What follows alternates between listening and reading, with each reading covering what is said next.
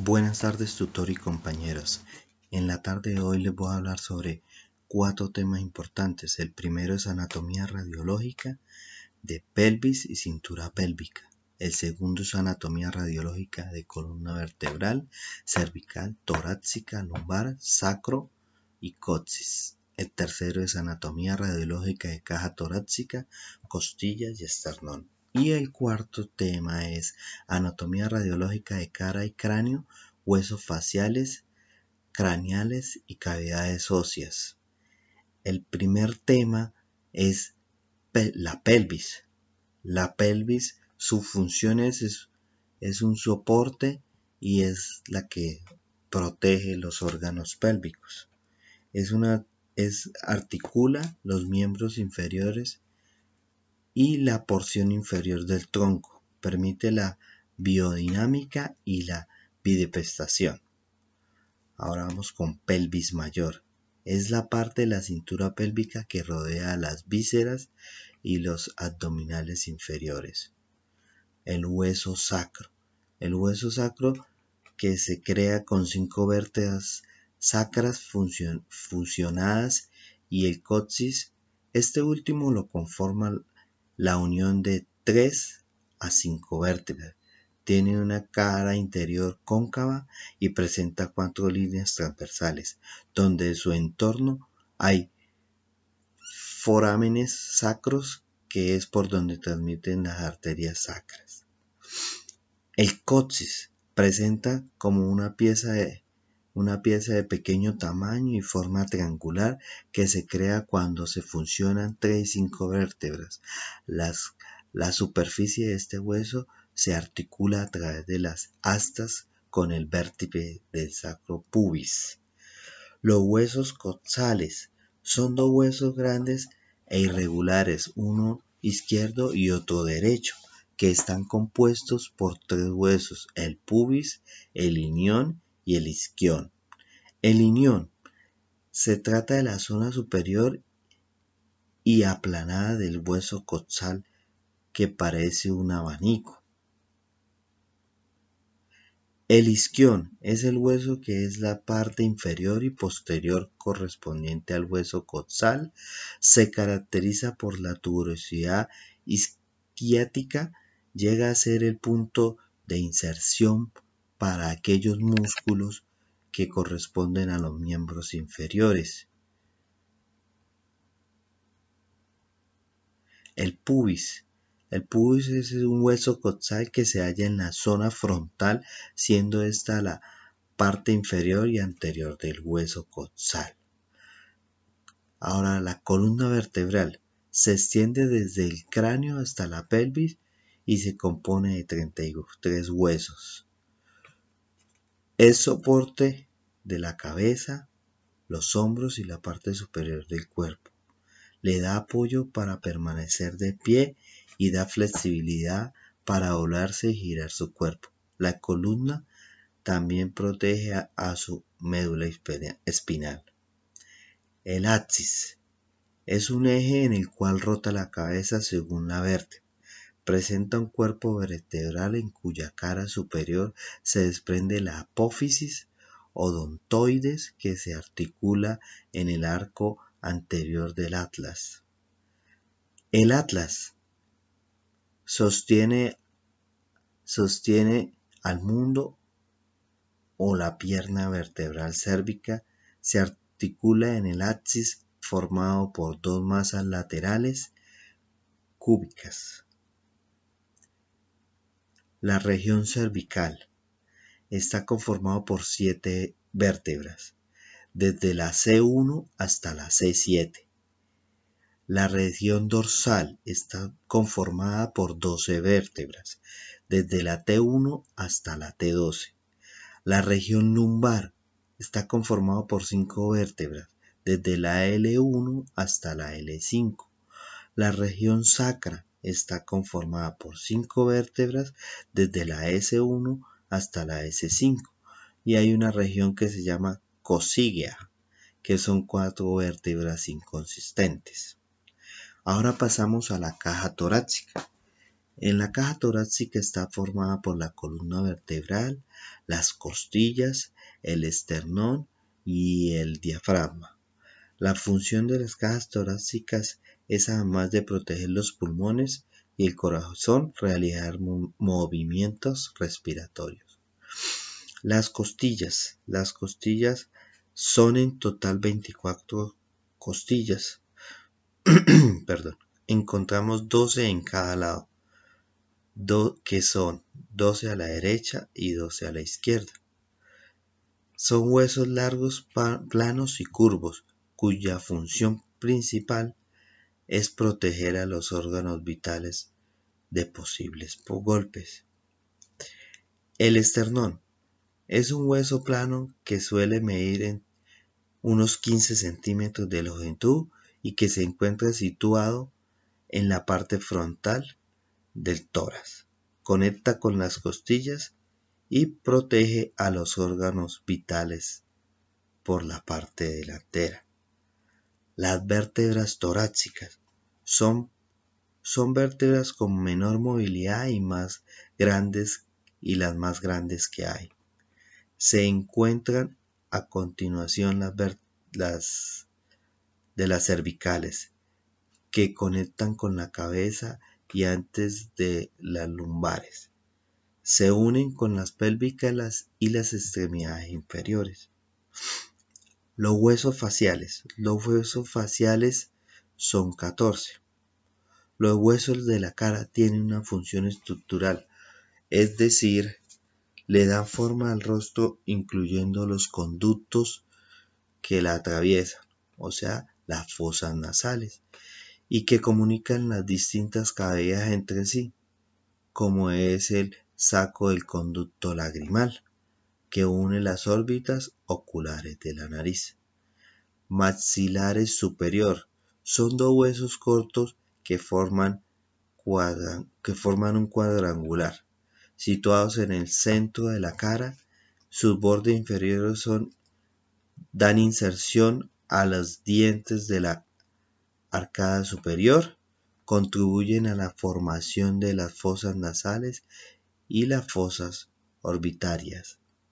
El maxilar inferior o mandíbula es un hueso plano central y simétrico en forma de herradura, situado en la parte inferior y anterior de la cara.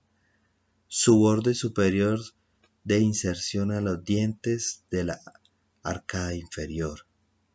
El palatinos son dos huesos cortos de forma irregular, situados por detrás de los maxilares superiores en la parte posterior de la cara. Contribuyen a la formación de la bóveda palatina, de las fosas nasales y de las fosas orbitarias y de las fosas pterigomaxilar. Los huesos cigomáticos o malares son dos huesos cortos de formación cuadrangular situados en la parte externa de la cara, forman los pulmones y parte de las fosas orbitarias. Los huesos nasales son dos huesos cortos de forma cuadrangular situados en cada lado de la línea media de la cara, contribuyen a la formación de las fosas nasales. El búmer es un hueso irregular de forma cuadrangular situado en la línea media de la cara, contribuye a la parte posterior del tabique nasal que divide la nariz en fosas nasales izquierdas y derechas.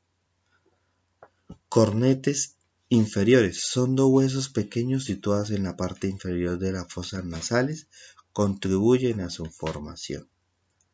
Lagrimales o unguis son dos huesos pequeños de forma cuadrangular situados en la parte anterior de la cara interna de las fosas orbitarias, contribuyen a la formación de fosas orbitarias y las fosas nasales.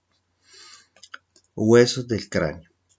Se encargan de cubrir y proteger el encéfalo, conjunto de varios órganos y estructuras que influyen en el sistema nervioso, el cerebro, el cerebelo, el bulbo raquídeo, y huesos impares centrados que son mandíbula, esmoide y búmer.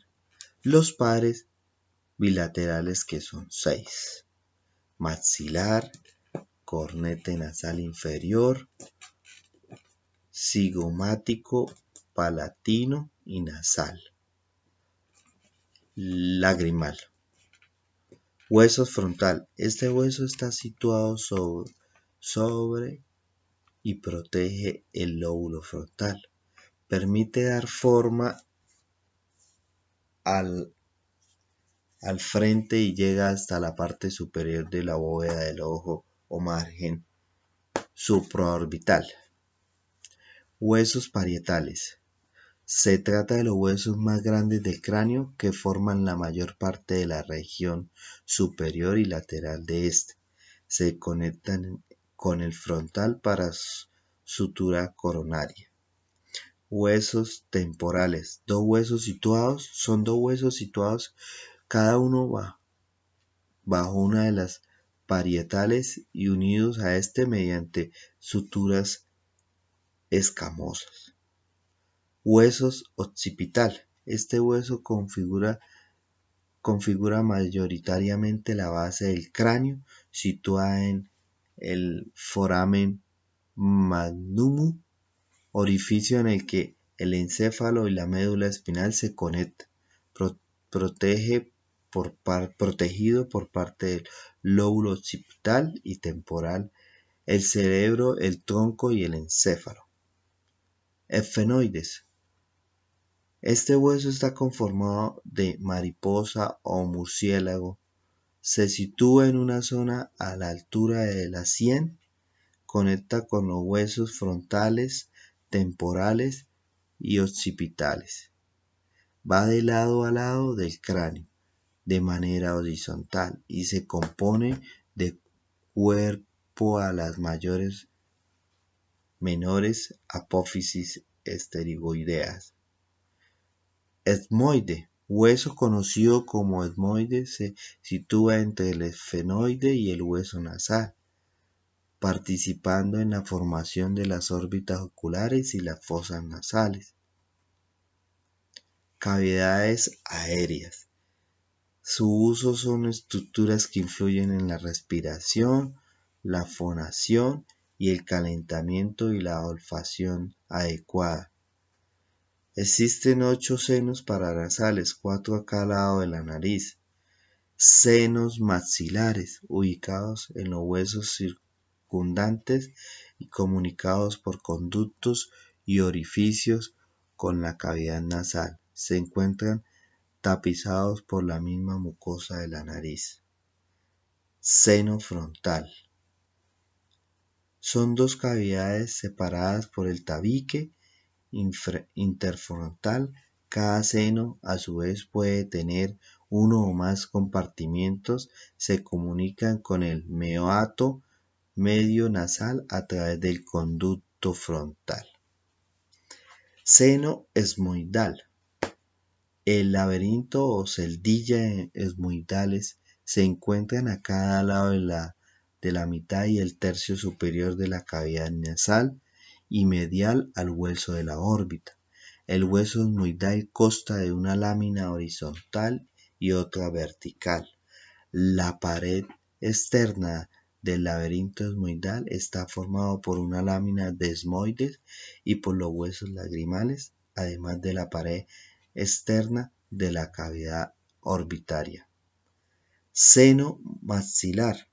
El seno maxilar o antro de Whitmore es el más grande de los senos paranasales. Tiene forma piramidal irregular con base hacia la fosa nasal y el vértice hacia la apófisis cigomática o piramidal del maxilar.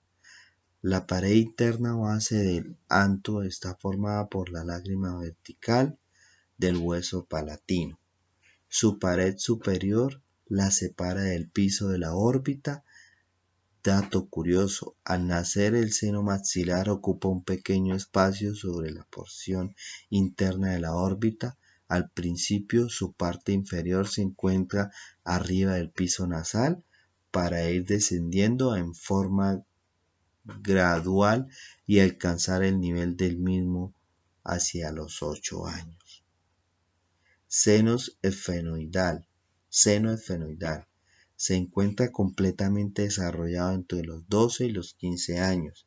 Está situado en el cuerpo del esfenoide, por lo que su tamaño, forma son variables. Cada seno esfenoidal se comunica con el meato nasal superior a través de una pequeña abertura que drenan el receso esfenoidal. Pues bien, tutor y compañeros, espero que esta breve información que acabo de dar de estos huesos sea de vital ayuda. Muchas gracias por su tiempo y nos veremos en otra oportunidad.